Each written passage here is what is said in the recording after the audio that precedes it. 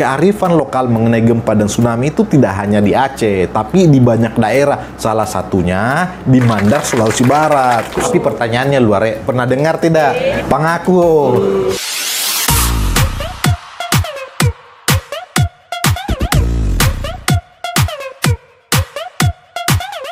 Halo Lare, Assalamualaikum warahmatullahi wabarakatuh. Kembali lagi dengan saya Tirus Warman di Carita Anak Mandar. Dalam video saya sebelumnya, saya bercerita bahwa pada 2014 saya sempat ke Aceh untuk meliput 10 tahun tsunami. Di Aceh itu ada sebuah pulau yang namanya Simelu. Saat gempa dan tsunami terjadi pada 2004 lalu, bisa dikatakan pulau ini adalah pulau yang satu-satunya hampir 100% warganya itu selamat. Padahal Lulantak ini aneh sekali waktu itu di Aceh, karena hampir semua daerah di Aceh waktu itu, khususnya di pesisir, itu tidak hanya Lulantak, tapi warganya banyak yang meninggal dunia waktu itu. Nah, usut punya usut, ternyata di Simelu itu ada sebuah kearifan lokal yang namanya smong. Smong itu seperti sajak, seperti lagu Nina Bobo bagi anak Aceh atau anak-anak Simelu ketika dia tidur. Tapi ceritanya itu mengenai tsunami. Sini kawan saya perdengarkan sedikit ya.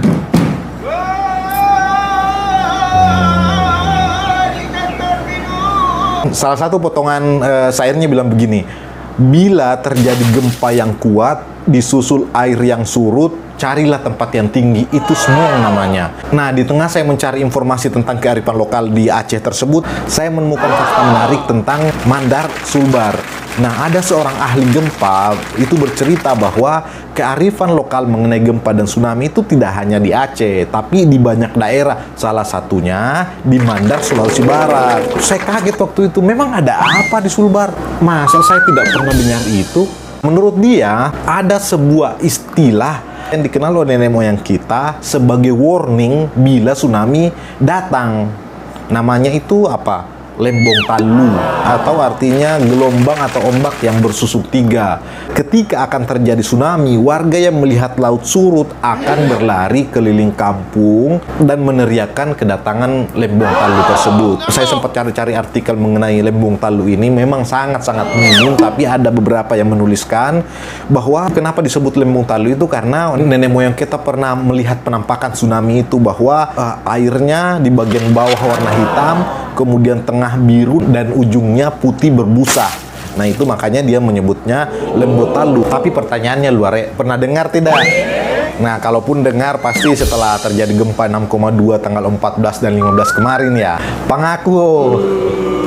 Nah, sebenarnya nenek moyang kita itu sudah berusaha untuk membuat kita tetap ingat terhadap istilah Lembong Talu ini. Misalnya melalui kalindada atau pantun atau syair Mandar, kemudian melalui cerita rakyat atau dongeng, terus ada juga melalui papasang atau pesan-pesan orang tua terhadap anak cucunya. Andang gue pemirsa, apa iya mau tongang sangga drama Korea kan mau tonton sarangnya hanyang haseo begitu ya. Ya tidak apa-apa, tapi mudah-mudahan melalui video ini kita tahu ya. Nah, misalnya kalindada, ada salah satu syair dalam kalindada itu mengatakan seperti ini: muapole lembot talu sitonda tali purus sumombal toa maiterale iya halal. Nah, itu artinya begini, walaupun datang tsunami seiring dengan puting beliung, bukan yang lain ya, awas kau. Ku akan tetap berlayar mengincar rezeki yang halal. Kedua, itu mengenai cerita rakyat. Nah, ada salah satu cerita rakyat yang terkenal, tokoh utamanya itu adalah Pokali Malunda atau Kiai Haji Muhammad Hussein. Nah, beliau ini adalah tokoh sekaligus ulama di Malunda. Nah, catatan sedikit, Malunda itu pusat gempa di Mandar kemarin ya. Konon beliau itu pernah mencegah Lembong Talu hanya dengan mengibaskan bajunya di tepi pantai Malunda. Biasa cuma begini, tsunami hilang. Nah, itu cerita rakyat ya. Kalaupun benar, itu hanya orang-orang pilihan yang bisa melakukan itu. Kalau kita mengibas baju seperti itu, paling lali yang kabur. Satu lagi yaitu papasang atau nasihat-nasihat orang tua. Kalau kalian masih punya kakek atau nenek, mungkin pernah dengar ini, dapat cewek kau morong apa boleh mani lembot talu. Artinya beliau mengatakan jangan terlalu lama berenang, nanti ada tsunami, ada lembot talu. Adanya kearifan lokal ini menegaskan kembali bahwa nenek moyang kita itu benar-benar pernah mengalami yang namanya gempa disusul tsunami. Mereka berupaya men-share informasi itu kepada kita melalui kearifan lokal tadi. Sebagai generasi muda yang cerdas, yang baik, jangan masuk di telinga kanan, keluar di telinga kiri, masuk lagi telinga kanan, keluar lagi di telinga kiri.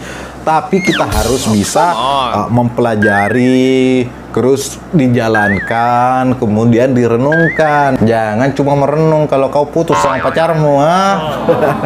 Oke, demikian Lulare. Jangan lupa like, share, and subscribe YouTube Carita Anak Mandar. Kita bertemu lagi di lain kesempatan. Assalamualaikum warahmatullahi wabarakatuh.